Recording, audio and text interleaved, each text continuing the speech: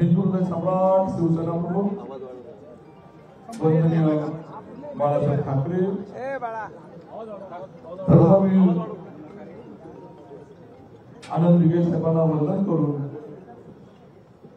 शिवसेनेचे मुख्य नेते, या राज्याचे माजी मुख्यमंत्री, विद्यमान उपमुख्यमंत्री आणि तुमच्या आमच्या सर्वांचे पालक एकनाथ शिंदे, रत्नागिरी जिल्ह्याचे पालकमंत्री माझे सहकारी उदयजी सावंत, राजापूर तालुक्याचे विद्यमान आमदार किरणजी सावंत, उपस्थित असलेले सर्व व्यासपीठावरील शिवसेनेचे सन्माननीय पदाधिकारी आणि माझ्यासोबत आलेले राजापूर लांजा या मतदारसंघातले सर्व विद्यमान पदाधिकारी, लोकप्रतिनिधी, खास आलेले आमचे सर्व मुंबईवासीय बंधूंनो, मित्रहो,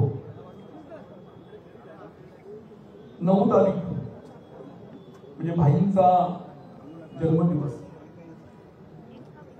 आणि तोच धागा पकडून, कारण माझा सुद्धा जन्म 9 जुलैला भाई, 9 तारीख आणि 9 तारीख पण किती शुभ असते उदयजी. आणि मग 9 तारखेला सकाळी भाईंना भेटलो, भाईंचे आशीर्वाद घेतले आणि भाईंना म्हटलं की मला आता कुटुंबातला एक सदस्य, छोटा भाऊ मागे राहिला होता, तो तुमच्या परिवारामध्ये परत येऊ इच्छितो अशी इच्छा व्यक्त केली आणि माझ्यासोबत माझ्या मतदारसंघातले अनेक मंडळी आपल्या शिवसेनेमध्ये येऊ इच्छितात अशा ती इच्छा व्यक्त केली आणि आजचा हा सुवर्ण दिवस निघाला. मी खरोखर स्वतः नशिबान समजतो, कारण ही जागा पवित्र आहे. धर्मवीर आनंद दिघे साहेबांच्या स्पर्शाने ही जागा पवित्र झालेली आहे. त्यांच्या अधिपत्याखाली शिंदे साहेबांनी उभं राहिलं हे संपूर्ण महाराष्ट्राने आणि संपूर्ण देशाने पाहिलेलं आहे. आणि मला आठवतो तो प्रसंग भाई की वंदनीय शिवसेनाप्रमुखांच्या आशीर्वादाने मी 2000 साली जिल्हा प्रमुख झाले आणि जिल्हा प्रमुख झाल्यानंतर या ठिकाणी स्वतः दिघे साहेबांनी माझ्या ठिकाणी सत्कार सन्मान केला होता आपल्या मठामध्ये.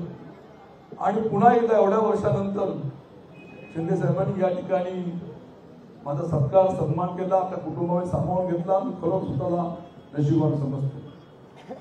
आज या ठिकाणी माझ्या डोळ्यामध्ये, दोन्ही डोळ्यामध्ये अश्रू आहेत. एका डोळ्यामध्ये भाई दुःखाश्रू आहेत. गेली 38 वर्ष शिवसेना प्रमुखांच्या आशीर्वादाने शिवसेनेचं काम करत असताना नगरसेवक, नगराध्यक्ष, शिवसेनेचा जिल्हा प्रमुख आणि त्यानंतर 2009, 2014, 2019 त्या कालावधीमध्ये मी आमदार होऊ शकलो, नंतर शिवसेना उपनेता झालो. या संपूर्ण वाटचालीमध्ये सर्वसामान्य कुटुंबातला सदस्य एवढ्या पदावरती पोहोचला आणि तो पक्ष मला मागे टाकून सोडून मला आता नवीन प्रवाहामध्ये यावं लागतंय. त्यामुळे माझ्या डोळ्यामध्ये नक्कीच दुःखाश्रू आहे आणि दुसऱ्या डोळ्यामध्ये आनंदाश्रू आहे, कारण कुटुंबातला सदस्य म्हणून भाईने माझ्यावरती प्रेम केलं. 2009ची निवडणूक, त्या निवडणुकीमध्ये भाई आणि आम्ही त्या ठिकाणी विधानसभेमध्ये असतो. त्या काळापासून आम्ही 90, 14, 19, 2022 पर्यंत भाईने मला कुटुंबातला एक छोटा भाऊ म्हणून मार्गदर्शन, दिशा आणि सहकार्य केलं. त्या भावनेने निश्चितपणे पुढे गेलो आणि भविष्यातल्या कालखंडामध्ये सुद्धा पुढे जायचा निर्णय घेतला. एक दुःख आहे नक्कीच, 2.5 वर्षापूर्वी भाई मुख्यमंत्री असताना भाई सोबत जाऊ शकलो ना, की त्या वेळची परिस्थिती असेल, पण निश्चितपणे त्यानंतरच्या कालावधीमध्ये हा निर्णय घेतला आणि भाईने मला कुटुंबावर सामावून घेतला. निश्चितपणे आनंदाचा क्षण माझा. आणि मग 2006ला मी पोटनिवडणूक लढवली. त्या पोटनिवडणुकीमध्ये सुद्धा सामान्यांसाठी पराभूत झालो होतो, पण 9, 14, 19 मध्ये निवडून आल्यानंतर 2024च्या निवडणुकीला मी सामोरं गेलो. 2024च्या निवडणुकीत सामोरं जाताना मला पराभवाला सामोरं जावं लागलं. ह्याला जबाबदार कोण हा प्रश्न नक्की आतापर्यंत मी आपल्या समोर मांडलेला आहे.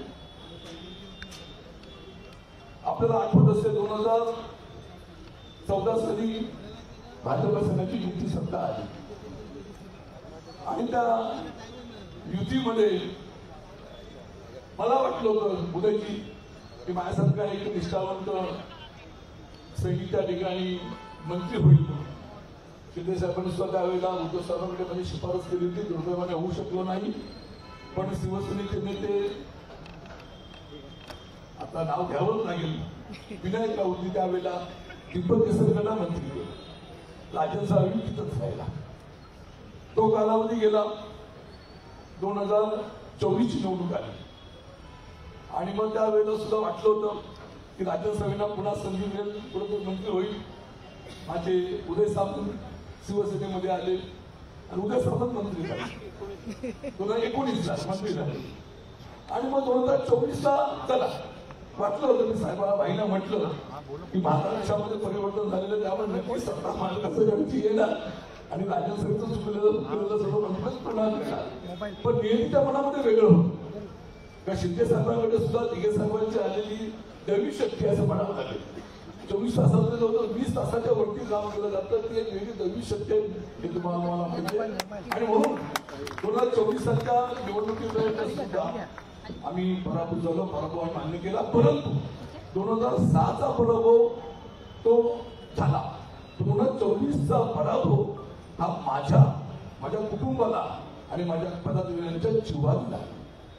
निवडणुकीमध्ये हारजीत होत असते, परंतु त्यावेळेला त्या निवडणुकीच्या याच्यामध्ये शिवसेने त्याला आम्ही मोठं केलं. सिंधुदुर्ग जिल्ह्यामध्ये विनायक राऊतला आम्हा सर्व मंडळींनी मतदान करून एकदा दोनदा खासदार बनवलं.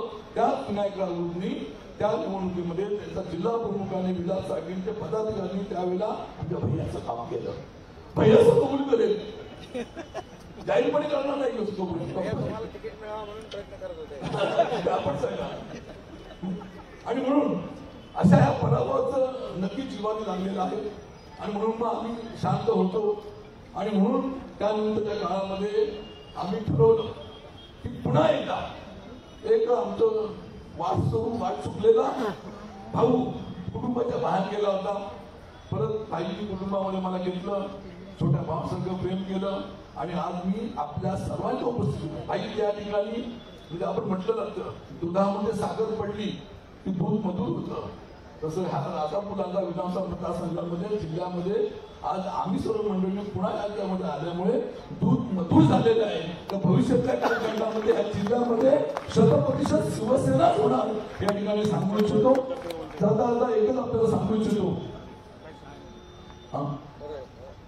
इच्छितो की आज आपण पाहिलं असेल गेले आठवड्याभर राजन साहेबांना विधान परिषद देणार, राजन साहेबांना महामंडळ घेणार.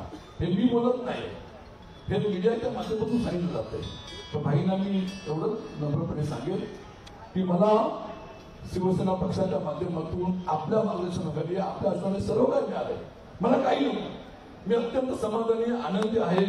परंतु भविष्यातल्या कालखंडामध्ये या भारतामध्ये संघटना वाढवणं मोठं करणं आमचं कर्तव्य राहील. आणि म्हणून फक्त आणि फक्त एकच अपेक्षा की माझ्यासोबत आलेले राजापूर लांजा साखर मतदारसंघातले माझे सर्व मतदार, माझे शिवसैनिक, माझे पदाधिकारी, त्यांना योग्य ते सन्मान त्यांना अनुषंगाने जे का देता येईल द्यावं. आणि महत्वाचं म्हणजे उरल्या सोयीला विकास. उदयजी आपण पालकमंत्री आहात, आपण स्थानिक आमदार आहे, मी या ठिकाणी तुमचा एक मोठा भाऊ मान्य केलेला आहे. अशा तऱ्हेने माझ्यापेक्षा माझ्या असलेल्या पदाधिकाऱ्यांनी सांभाळून नम्रपणे या ठिकाणी विनंती करतो. कारण आपण पाहिलं असेल आज जवळजवळ 650-700 लोक आज या ठिकाणी आलेले आहेत. मतदारसंघामध्ये अनेक लोक आहेत. त्यामुळे उदयजी आणि किरणजी आपला मतदारसंघ मला वाटतं 90% पुढे जाऊन अशा तऱ्हेच्या ठिकाणी भावना व्यक्त करतो. आणि भविष्यातल्या कालखंडामध्ये आपल्या पक्षाखाली पुन्हा एकदा या ठिकाणी आम्ही एकत्रपणे काम करतो असं आपण सांगू शकतो. जय हिंद, जय महाराष्ट्र. धन्यवाद साहेब.